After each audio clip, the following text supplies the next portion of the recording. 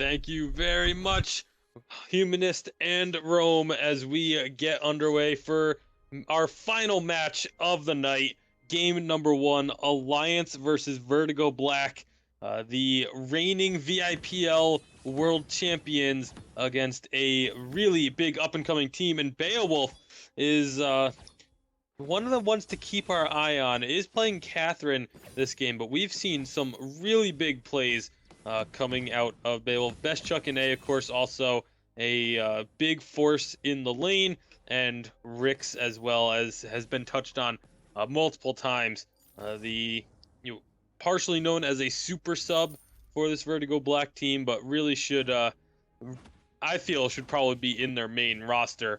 But Alliance is no stranger to the concept of a super sub. Well, I mean, you can count how many of them we have out there on one hand, but Shinkaigen is always the one that's going to come to my mind. So either way, he's not here into this game, but Cole the Meek is going to take a little flack trying to come back into the lane. Here comes Mish and Flash X as well, trying to chase out this VertigoBlack team. And, well, we'll get a few auto attacks out there from Mish, but when all things considered, Kroll is not somebody we've seen a lot of this tournament. Yeah, Kroll hasn't made many appearances. It was actually, I believe, Vertigo who played him in the Autumn Championships as well. Didn't have a whole lot of success there, and doesn't look like he's gonna have a ton of success here. Mish gonna get dropped with the full Spectral Smite, but doesn't actually go down, and instead it will be Rix going back to base by way of the Death Train. That's a little bit of a misplay right there. VertigoBlack even got the drop on these guys, but it looked like they were looking for an engage. Couldn't quite find it. Then they flared, but by then there was so much distance between Beowulf and Mish. We couldn't really get that Merciless Pursuit going, and Rix, as you saw, was not able to seal the deal either. So 2 quick kills going over to Alliance. They do get those backs as well, and Beowulf still level 1. Yeah, one of the big problems with Kroll is the fact that he is extremely slow at clearing the jungle early on in the game. And in North America, so many teams use these really aggressive early game compositions, are able to rush down their opponents and things of that nature. So it's when you have a clear speed that is as slow as Kroll's, his early game can become extremely difficult. Of course, once you get past that early game and start getting some levels in your Spectral Smite or your Dead Man's Rush, you can really start being significantly more effective. As it looks like Rix is actually putting some emphasis on that Dead Man's Rush, so looking for the shield that comes along with that ability. All right, so Best Chuck NA in that lane does have a crystal bit, so very likely we're going to be seeing him into the blue build. I can't imagine Rix with double weapon blade is going to be doing the swap anytime soon. That being said, I mean, Best Chuck NA, we've seen double crystals before. I don't think we've seen double weapon yet in this tournament. Yeah, and we're not going to either. It's going to definitely be a alternating current, which does require the attack speed built into it. Right. So that's what Best Chuck and A is going to be building first. Is obviously, again, Rick's going to be going for a weapon power build with the double weapon blade. And there's the rush. We're going to find Kill the Meek. Unfortunately, I just don't think they have the damage. No, the on-point shield is on point, and Kill the Meek. And again, we set up this a lot of time here for a lot of these ganks, and unfortunately, they have just not come to pass majority of the time. And again, a lot of it goes back to the fact that this is such a late game composition from Vertigo. Vox and Kroll, both of them struggle early on, but really start coming online once you get to, for Kroll, sometimes it's even 3 items. He's extremely late game oriented, and the problem that they're going to have is going to be this early game. They are down 2-0 and 500 gold, but if they can survive this without falling too far behind, then they will definitely have a good chance in this game number 1. But Alliance, they're a very, very strong team, and so they obviously are going to know this and are going to want to try and build up this lead that they've started to accrue and try and get it to snowball themselves to a point where it can't be come back from. Mish is going to be very far forward on that engage. He was the face checker right there. Best Chuck and 8 sets up very nicely. Rix is even going to live through that. He has 4 full hearts on him, but we couldn't get that last shot there from VertigoBlack. So that's going to be the point on the board here for VertigoBlack to get their kill. They get a little bit of cash, but they're still down 800 or so this early game.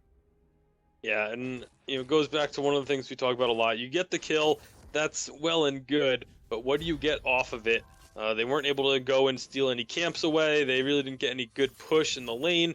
All that it really accomplished was sending Mish back to base earlier than he would have liked and denying him farm for about 10 seconds or so, as the death timers are very low early on in the game. So things just going to be evening it out again.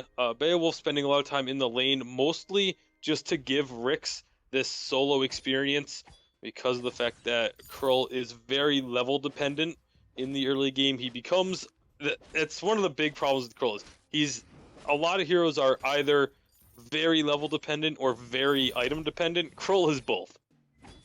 Well, I mean, if you're not one or the other, you might as well take both. Sure, why not? But still, the rewards could work out great into this late game, and they're not that far behind. 700 or so is very easily made up. And you can see, again, looking for a just lane gank or a lane fight. They're going to get denied again. Alliance with the 3-man roam. They are going to be shopping. VertigoBlack picks up some items. Has that Shiver steal first. We've seen this before. Yep, and I'm not a fan of it.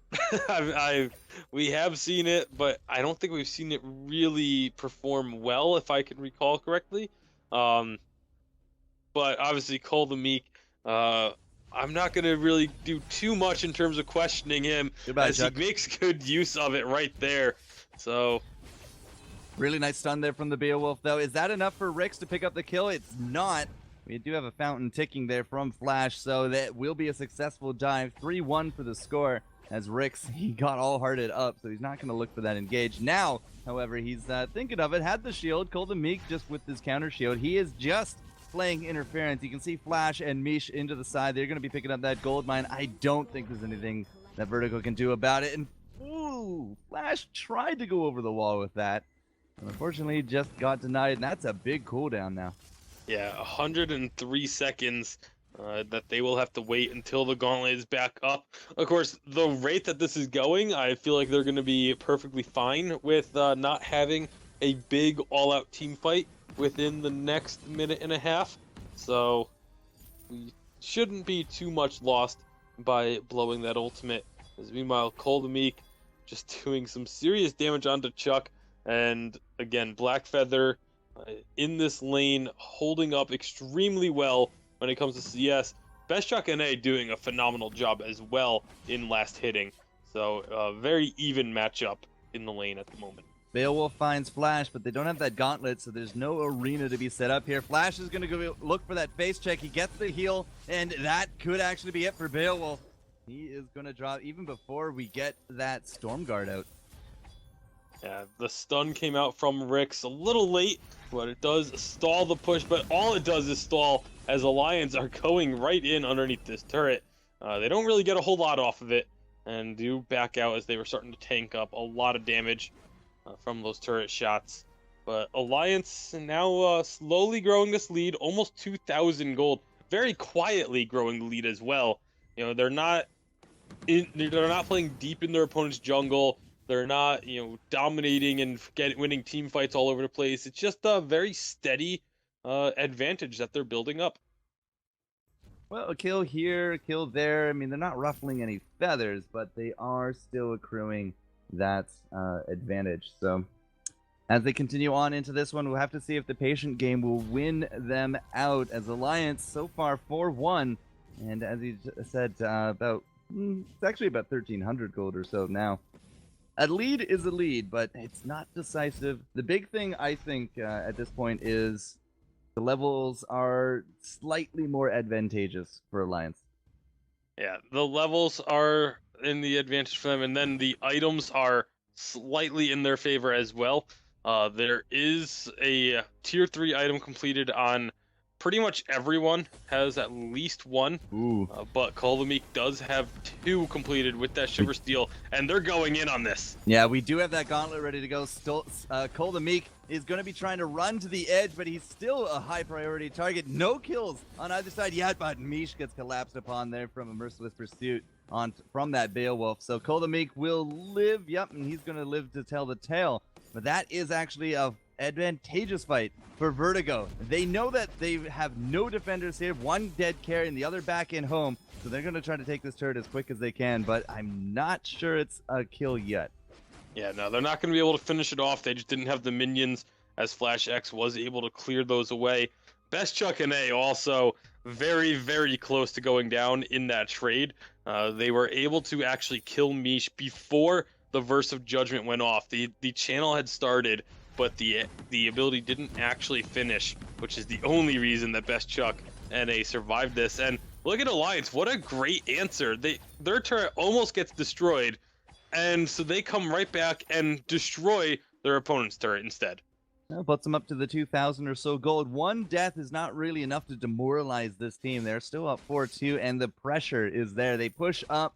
Now you can see VertigoBlack, they've fallen back, and this leads us into an immense gold payout again, going over to Alliance. I believe that's the second mine that they've now taken this game. So small incremental advantages, nothing really flashy, but still the lead is accruing. And that's a weapon infusion that was just picked up by Kolvamik at level 9, 11.5 minutes into this game. So he's really going to be looking to put some serious damage out with that. I mean, it's a great item, the infusions, because yeah, it gives you increased offensive stats, but the defensive stats on it are often overlooked. Yeah, I mean, you hear weapon infusion, you don't exactly think defensively about it, but Kolvamik is going to go forward. That's going to be now the gauntlet. Beowulf will have at least one reflex stunned, but at the same time, it looks like there was just too much for him to get away out of that. Now Rix is going to be coming low. Kolvamik is still going hard, and that's the second kill for them as well. Best Chuck NA, the lone survivor, still burning into the back, but here comes the creep wave. Can Best Chuck NA defend this turret? He's not even going to give it a shot.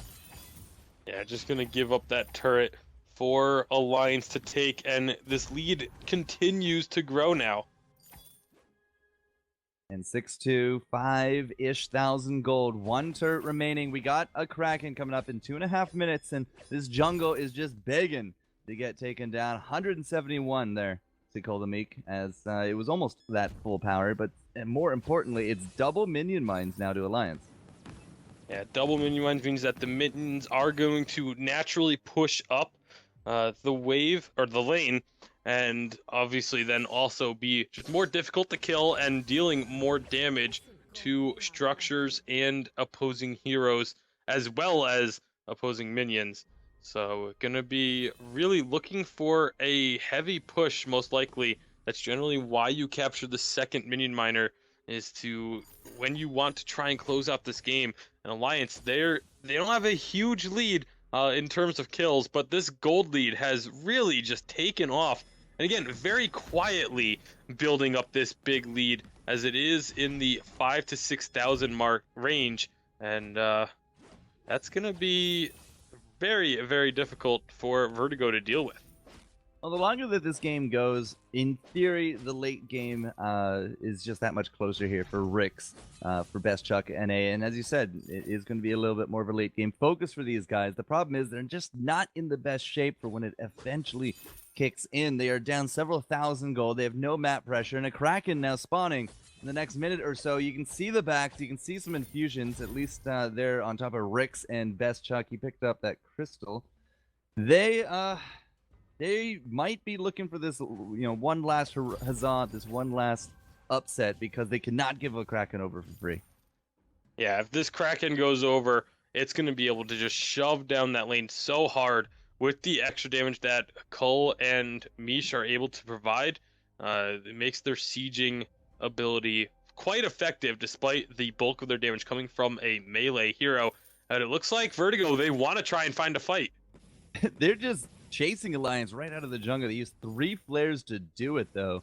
That's a pretty costly investment. If they don't get anything out of it, well, I mean, All they get right now is peace of mind that the Kraken cannot be stolen out of them. They can't push up against this turret, not at least yet. Somebody is just head home. That's going to be VertigoBlack. Now he's going to be heading on back. With this 3v2 advantage, we either got to make a play or get a turret or something. Otherwise, VertigoBlack is just hanging around for really no big reason.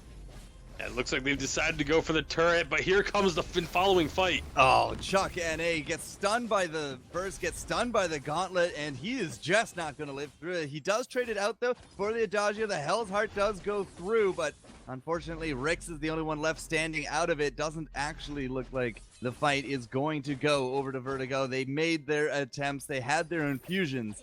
But 9-3 for a score and an ace. I can't see this Kraken not going down here to flash. Yeah, and Rix tried to get the huge stun from Hell's Heart, threw it out past the fight and tried to get it to come back and hit somebody, but everyone from Alliance saw it and just moved out of the way. So the stun didn't go through on anybody, and a big teamfight victory for Alliance is going to just continue to balloon this gold lead that they have, especially now with Kraken being picked up. More infusions getting grabbed as well for both teams, as we do see a double infusions for Cole the Meek on this Black Feather. Going to be going up into the lane with Kraken to push that out alongside the rest of the team. Hell's Heart is coming up off cooldown. The Blast Tremor should be ready by the time the Kraken actually makes it to a standing structure. But as he said, I mean, even with these infusions so far, it's not looking good for VertigoBlack. Beowulf is going to be the found out here. Cole the Meek goes right into the back, but he kind of goes a little bit too far. That's now going to be a collapse on top of the Adagio. Flash is not looking so healthy, and Cole the Meek is going to be running as well. And they're not going to go down. But at the same time, VertigoBlack, they have to go deal with that Kraken. They got a kill. That should curb the aggression, but they still have to deal with the big, powerful pusher. Yeah, and that's what you have to do when your opponent gets Kraken. Again, there's two fights that need to happen. You need to fight the Kraken, and you need to fight your opponent. And you don't want to be trying to do both at the same time. So they rush out, they get the fight onto Alliance, get the kill, and then go back and take care of Kraken. Kraken does get one turret, but it is only one. So the gold swing off of that play will be actually in favor of Vertigo, but they are still about 4,000 gold behind. I mean, they're not dug out of their pit yet, but my goodness, it's really starting to kind of get into that really late game situation, which again is where Rix and crew really want to be. At 31,000 gold, though, compared to the 35, they're not as comfortable as they want to be. Rix really needs to make sure that he can land that stun. If you don't have from Hell's Heart in some of these fights, you can't really get that stun lock going between him and Beowulf. Yeah, and the stun lock is what they're going to be really relying on as we are getting later into the game. They are getting items under their belt. Best Chuck NA does have the Alternating Current and Broken Myth, as well as the Eve of Harvest, and that's a fully online box. He should be putting out a ton of damage. But it did in that last fight. They were able to take down Mish immediately. But the problem is they haven't been able to secure any CC and enough damage onto Cole the Meek to finish him off, which is the big thing that they need to do, because Cole will just run through their team. A good day when Catherine can pick up weapon infusions. Beowulf and Rix both going to be looking to pop those here into this next fight. Now, Alliance has been pretty much on their feet. They have been out and about into the jungle, picking up more and more farm. Still about 4,500, 5,000 gold between them. Trying to push up this lane and again pin down VertigoBlack into their base, because the more that they can push up into that lane, especially now with this Kraken on the board, it's just that big of a leeway between VertigoBlack getting to that Kraken. And at this point, it doesn't even look like they're considering that it's going to be taken. That, or they just know that they can't get there in time. This is, again, an Alliance pushing advantage coming down. And it looked like they had an idea that it might have been going on, but thought that maybe Alliance was trying to bait it and look for a fight as they came in. But instead, Alliance was just taking down the Kraken, and as soon as Kraken was the announcement came through, they all backed off, but they set up a party brush and Kesh flat checks. And, well, that's going to be the gauntlet. Does get at least one stun. I'm not sure if the second went through, and Best Chuck NA now stuck in there with the team. Verse is going to go down, and that's a double. That's a 1, 2, 3 ace coming right down as Beowulf is not going to be living through it. And that should seal the deal here. The Kraken and 3 will put Alliance up 1-0 in this final game series into our quarterfinals. Yeah, just unfortunately the power of Alliance was too much for VertigoBlack to handle here in game number 1. They're going to have to regroup and try and come up with another strategy if they want to push this to a game 3. But Alliance, just very methodical play throughout. You know, there wasn't anything, there were no super flashy plays. There was no, it wasn't hyper aggression. It was just very consistent and very steady gameplay. Never really in much doubt. Mish, the only one to even give up any kills on the team, and Kolomik 11,000 gold earned over the course of the 20-minute game, 703 and 201 CS.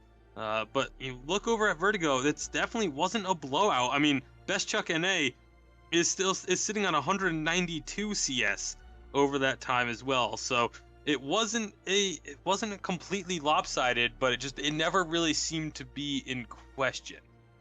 Well, the buff build prevails, and Kroll might just go back into the shadows, as I wouldn't expect to see him into a game number 2, but to break everything down and to prepare us for what could be the last game of the day, we're sending it back to the lair.